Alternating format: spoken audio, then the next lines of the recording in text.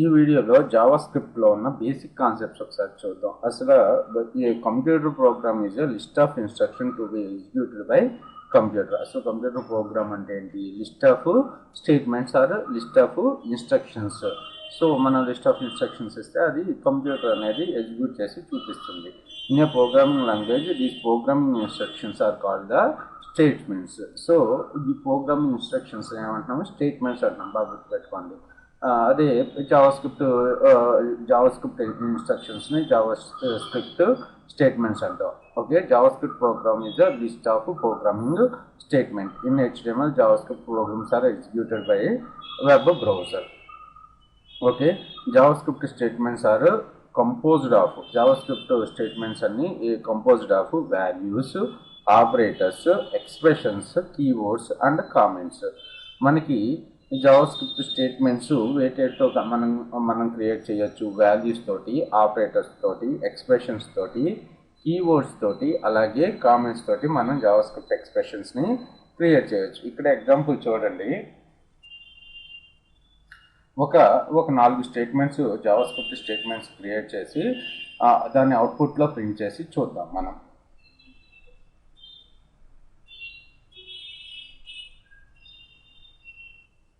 ఇక్కడ చూడండి, script type equals to text by Java script అని తీసుకున్నాం కదా. మీరు ఇక్కడ తీసుకున్నాము.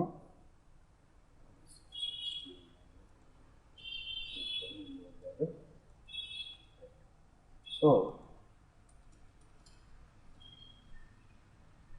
Script SCRIPT. So inline Java script, internal Java script వాడుతున్నాను. మనకి ఈ స్క్రిప్ట్లో 3 స్టేట్మెంట్స్ని క్రియేట్ చేస్తున్నాను. ఓకే, ఫస్ట్ వేరియబుల్స్ని క్రియేట్ చేయడం గురించి నెక్స్ట్ వీడియోలో చూద్దాం. ఇక్కడ చూడండి, నేను 3 వేరియబుల్స్ని క్రియేట్ చేస్తున్నాను. వేర్ అనే కీవర్డ్ని ఇచ్చేసుకుని మనం వేరియబుల్స్ క్రియేట్ చేయొచ్చు. X, Y, Z అనే 3 వేరియబుల్స్ని క్రియేట్ చేస్తున్నాను. అంటే మూడు వేరియబుల్స్. అంటే ఇక్కడ చూడండి, సెమీకోలన్ తోటి ఎండ్ చేశాను. సెమీకోలన్ తోటి ఎండ్ చేసిన ఇది ఒక స్టేట్మెంట్. అంటే JavaScript statements are combination of variables, expressions, operators and keywords. So ఇక్కడ చూసుకున్నట్టయితే మనకు ఒక కీవర్డ్ ఉంది, వేరియబుల్స్ ఉన్నాయి. ఓకే, ఇది ఒక స్టేట్మెంట్. సో జావా స్క్రిప్ట్లో కామెంట్స్ని 2 ఫార్వర్డ్ స్లాష్లతో మెన్షన్ చేస్తాము. Forward slashes. ఇది ఒక స్టేట్మెంట్ 1. సో మనకి అలా నెంబర్ ఆఫ్ స్టేట్మెంట్స్ని మనం రాసుకోవచ్చు. ఓకే, తర్వాత ఇక్కడ చూసుకున్నట్టయితే సో ఇక్కడ ఇక్కడ ఇంకో స్టేట్మెంట్ రాస్తున్నాను. X ఈక్వల్స్ టు 10 అని రాస్తున్నాను. ఓకే, అంటే X వాల్యూ వచ్చేసి 10. అంటే ఇది ఒక statement. Y equals to 20. So ఇందులో ఏమేమి ఉన్నాయి? వేరియబుల్ ఉంది, వాల్యూ ఉంది, కాన్స్టెంట్ ఉంది. ఓకే, అలాగే ఆపరేటర్ కూడా ఉంది. ఆపరేటర్ ఉంది, ఈక్వల్ ఉంది. Okay, Z equals to X plus Y అని రాస్తున్నాను. ఇప్పుడు నాకు ఈ Z వాల్యూని నేను ప్రింట్ చేయాలి అంటే మనం ఏం రాయాలి? గెట్ డాక్యుమెంట్ డాట్, నేను ఇన్నర్ HTML మెథడ్ వాడుతున్నాను. Inner HTML document dot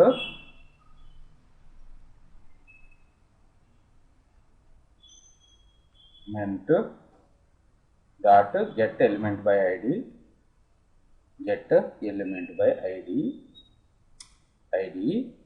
ID వచ్చేసి ఐడినే వాడదాము. తర్వాత dot inner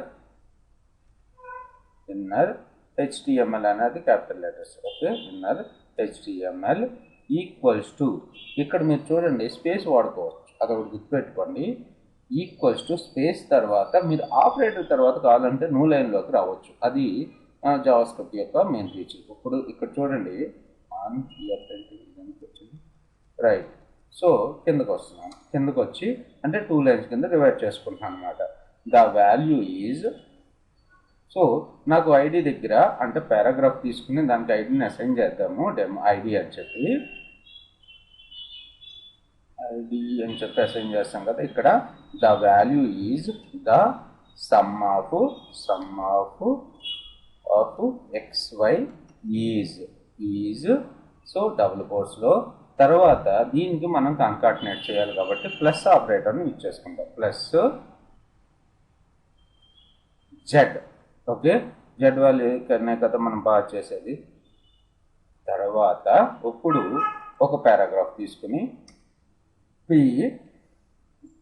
ID equals to P ID equals to double కోట్స్లో ఐడి అని రాసిన. ఇక్కడ చూడండి, మనం టెక్స్ట్ని కన్కనెక్ట్ చేస్తున్నాం జెడ్ తోటి, అందుకని ప్లస్ ఆపరేటర్ని యూజ్ చేసుకుంటాం అన్నమాట. ఇవన్నీ కూడా కమింగ్ వీడియోలో చూద్దాము, అసలు కన్కాటినేట్ ఆపరేటర్ ఎలా యూజ్ అవుతుంది అనేది.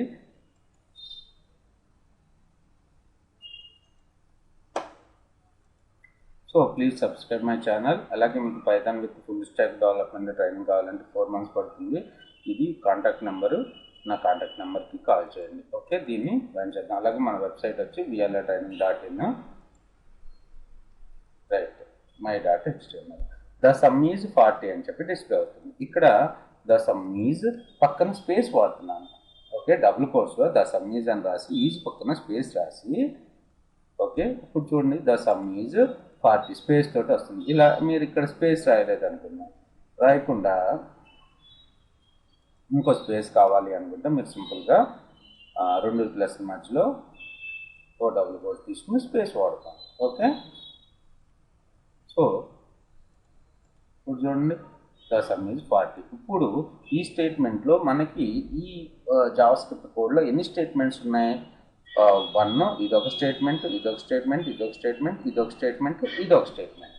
ఓకే, సో తర్వాత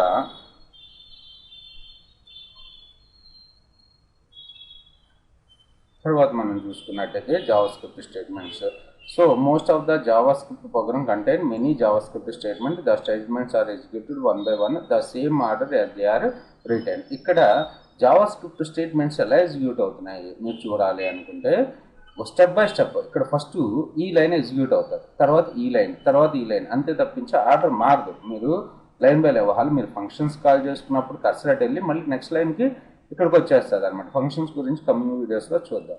సో మనకి జావాస్క్రిప్ట్ కోడ్ అనేది స్టెప్ బై స్టెప్ ఎగ్జిక్యూట్ అవుతా వెళ్తుంది. జావాస్ are executed 1 by 1 and the same order they are return. JavaScript programs are often called the JavaScript code.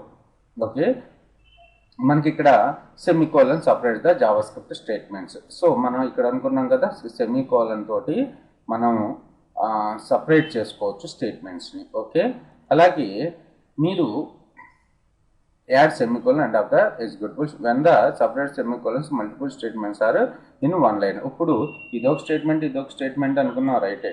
కావాలి అనుకుంటే మీరు సెమీకోలన్ తోటి సపరేట్ చేస్తున్నారు కాబట్టి మీరు ఒకే లైన్లో రాసుకోవచ్చు. ఇప్పుడు ఒకే లైన్లో మనం ఎన్ని రాసుకున్నాం? 4 స్టేట్మెంట్స్ రాసేసుకున్నాం. ఓకే, ఇప్పుడు చూడండి మనం Ctrl+S, సో రన్ చేసి చూద్దాం. 40. సో వాల్యూ మారుద్దాము, 30 ప్లేస్లో ఒక 40 ఇస్తున్నాను అంటే మనకు అవుట్పుట్ వచ్చేసి 450 రావాలి, రైట్. సో అంటే లైన్ బై మీరు న్యూ లైనే తీసుకోవాల్సిన అవసరం లేదు. సెమీకోలన్ సపరేట్ చేసేటప్పుడు పక్క పక్కన వచ్చినా మనకు ప్రాబ్లం లేదు. తర్వాత జావాస్క్రిప్ట్ వైట్ స్పేస్. సో మీరు కావాలి అనుకుంటే ఇక్కడ ఏం చేసాము, x = 10 అని రాశాను. సో మీరు కొద్దిగా understanding purpose x = space equals to తర్వాత స్పేస్ ఇలా కూడా మీరు రాసుకోవచ్చు. కంపైలర్ ఏమి మనకి అబ్జెక్షన్ ఏమి పెట్టదు, ఇంటర్ప్రెటర్ కానీ కంపైలర్ కానీ ఏమి అబ్జెక్షన్ ఏమి పెట్టదు. ఓకే, సో తర్వాత చూసుకున్నట్టయితే మనకి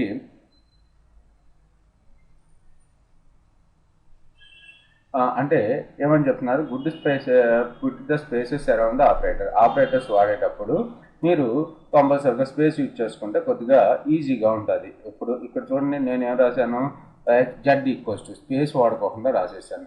ఇలా రాసుకోవడం మంచి ప్రాక్టీస్ అన్నట్టు. ఓకే, సో కోడింగ్ స్టాండర్డ్స్ అంటారు అనమాట దాన్ని. ఓకే, తర్వాత JavaScript line length and line breaks. So ఇక్కడ మనం for best readability programs are off like about the code line longer than 80 characters. 80 characters కన్నా ఎక్కువ ఉంటే మనం న్యూ లైన్లోకి తెచ్చుకోవాలన్నమాట. ఓకే, ఇక్కడ చూడండి 37 17 లైన్లు కింద అప్లై చేయండి. 17 లైన్లో 31 characters వాడారు. అదే 80 characters కానీ వాడుకునేటట్టయితే మీరు అక్కడ ఎక్కడైనా ఆపరేటర్ వాడేటట్టయితే దాని నుంచి మనం కిందకి జరుపుకోవడం మేలు. JavaScript statement does not fit on the line, best place to break the is after an operator. Operators ఏమున్నాయి, equals to, plus, minus, greater than, ఇవన్నీ కూడా ఆపరేటర్స్. జావాస్క్రిప్ట్ కోడ్ బ్లాక్స్ ఇక్కడ చూసుకున్నట్టయితే JavaScript statements can be grouped together in code blocks inside the curly brackets. So మనం functions define చేసుకునేటప్పుడు code బ్లాక్స్ని ఏ విధంగా డిఫైన్ చేసుకుందాం చూద్దాం. ఇక్కడ చూడండి, function equals to my function అని క్రియేట్ చేస్తాం. ఓకే,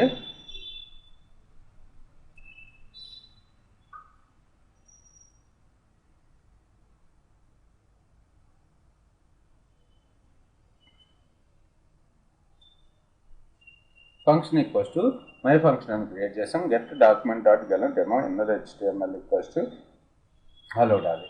ఇక్కడ ఒక ఫంక్షన్ని క్రియేట్ చేసుకున్నప్పుడు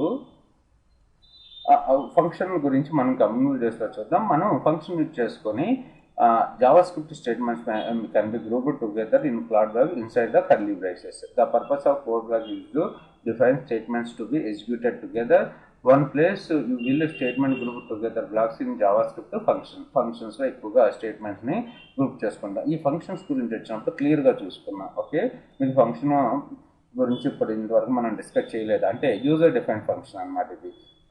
ప్రీ డిఫైన్ ఫంక్షన్స్ ఉన్నాయి, ప్రీ డిఫైన్ ఫంక్షన్స్ చాలా ఉన్నాయి. అలాగే మనం కొన్ని ఫంక్షన్స్ని డిఫైన్ చేసుకుంటాం, వాటి గురించి కమింగ్ వీడియోస్లో చూద్దాం. సో అలాగే జావాస్క్రిప్ట్లో మనకి కీవర్డ్స్ అనేవి ఉన్నాయన్నమాట. JavaScript statement often start with the keyword to identify the JavaScript action to be performed visit.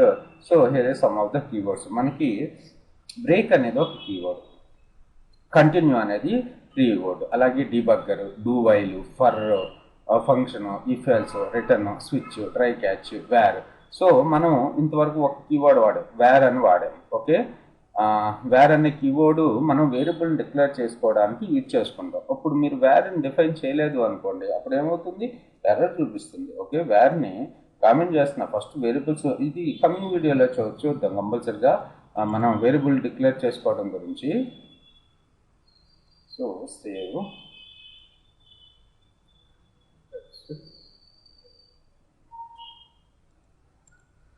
Return చేసిన అవుట్పుట్ మనం చూపిస్తుంది. వేరియబుల్ డిక్లరేషన్ అప్పుడు మనం చూద్దాం. ఇక్కడ మనం యూజ్ చేసింది వేర్ అనే కీవర్డ్ని యూజ్ చేసుకున్నాం. అలాగే ఎక్స్ ఈక్వల్స్ టు వేరియబుల్ అనమాట. వేరియబుల్ నేమ్స్ కింద మనకున్న కీవర్డ్స్ని వాడకూడదు. ఇక్కడ చూడండి, రిటర్న్, మీరు ఒకలా ఒక వేరియబుల్ క్రియేట్ చేద్దాం అనుకున్నారు, ఎక్స్ ప్లేస్లో రిటర్న్ అనే వేరియబుల్ని క్రియేట్ చేస్తాను అనుకున్నారు. అలా క్రియేట్ చేయకూడదు. రిటర్న్ అనేది ఒక కీవర్డ్ అన్నట్టు. సో చాలా ఎర్రర్స్ వస్తాయి ఇలా మీరు క్రియేట్ చేసుకున్నట్టయితే. ఓకే, కంపల్సరీగా అవి కమింగ్ వీడియోస్లో చూద్దాం. వేరియబుల్ నేమింగ్ రూల్స్ ఏంటి, వాటిని ఏ విధంగా డిఫైన్ చేసుకోవాలి, ఇవన్నీ కూడా కమింగ్ వీడియోలో చూద్దాము. చేసుకోకుండానే వేర్ అని చెప్పి మనం క్రియేట్ చేయకుండా కూడా ఎగ్జిక్యూట్ అవుతున్నాయి. కమింగ్ వీడియోస్లో అసలు ఇలా ఎందుకు జరుగుతున్నాను అది కమింగ్ వీడియోలో చూద్దాం. ఇప్పుడు ఎక్స్ వాల్యూ 101 పెట్టాను, వై వాల్యూ 560 పెట్టాను, 540. ఓకే, వేరియబుల్ డిక్లేర్ చేయలేదు మనం, ఎక్స్ ఈక్వల్స్ 101 అని పెట్టేశాము. అప్పుడు మనకు అవుట్పుట్ రూల్ ఆఫ్ థంబ్ ప్రకారం అదే సి లాంగ్వేజ్ అయితే రావు, కానీ ఇక్కడ మనకు అవుట్పుట్ వస్తుంది. ఎందుకు వస్తుంది అనేది కూడా కమింగ్ వీడియోస్లో చూద్దాము. Thanks for watching this video. మన ఛానల్ని సబ్స్క్రైబ్ చేసుకోవడం మర్చిపోకండి. సో అలాగే ఈ వీడియోని మీ ఫ్రెండ్స్ అందరికీ షేర్ చేయండి, మీ ఫేస్బుక్ పోస్టుల్లో కానీ లేకపోతే వాట్సాప్ ఎక్కడైనా షేర్ చేయండి ప్లీజ్. అలాగే మనం ఇంకొక సాఫ్ట్వేర్ కోర్సెస్కి సంబంధించిన ట్రైనింగ్ ఇస్తాము. డేటా సైన్స్, అలాగే RPA tools, react, mean, angler, అలాగే పైథాన్ విత్ వెబ్ డిజైన్ల ట్రైనింగ్ నేను ఇస్తాను. HTML, CSS టోటల్గా వచ్చి 4 months పడుతుంది మనకి.